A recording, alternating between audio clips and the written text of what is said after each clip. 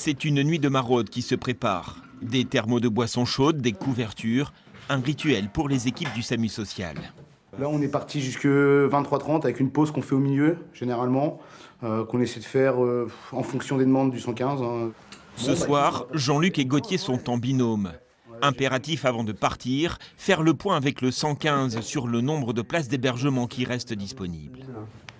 Alors pour les places, il nous reste une place à l'abri et 2 places en urgence diffuse. Il y a de plus en plus d'appels, de plus en plus de nouvelles personnes à la rue.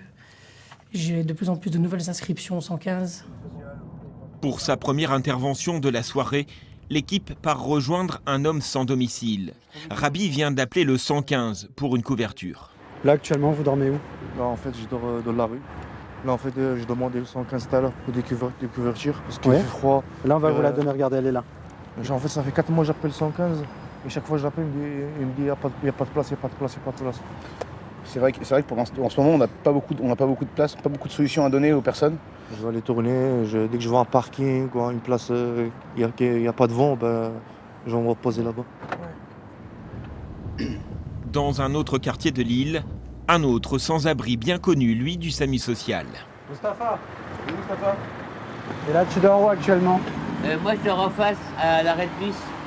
T'es toujours à l'arrêt de bus? Bah ouais. Un peu de chaleur humaine pour Mustapha avant une nuit humide et froide. Il n'a pas appelé le numéro d'urgence ce soir, mais aurait pu être signalé par qui que ce soit qui l'aurait repéré. Des signalements spontanés, très importants pour le SAMU social. Les signalements faits au 115 par les particuliers qui a une double fonction pour nous.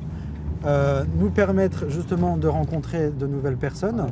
Ça nous permet également de localiser des personnes que nous connaissons, mais qui sont nomades sur la métropole et qui changent régulièrement de lieu de vie.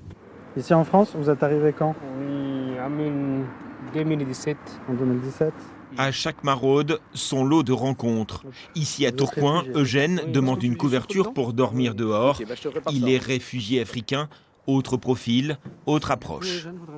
On sait qu'il va y avoir des problématiques qui vont être déterminantes dans l'entrée ou non en logement, parce que c'est quand même d'une certaine façon l'issue et l'objectif, les rapprocher du droit commun, et puis aussi les faire intégrer sur des hébergements, sur des logements, même si le logement, ça reste quand même pour moi le plus important à mes yeux.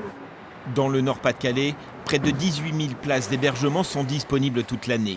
Depuis le 1er novembre et la mise en place de la veille saisonnière, 760 places s'y rajoutent.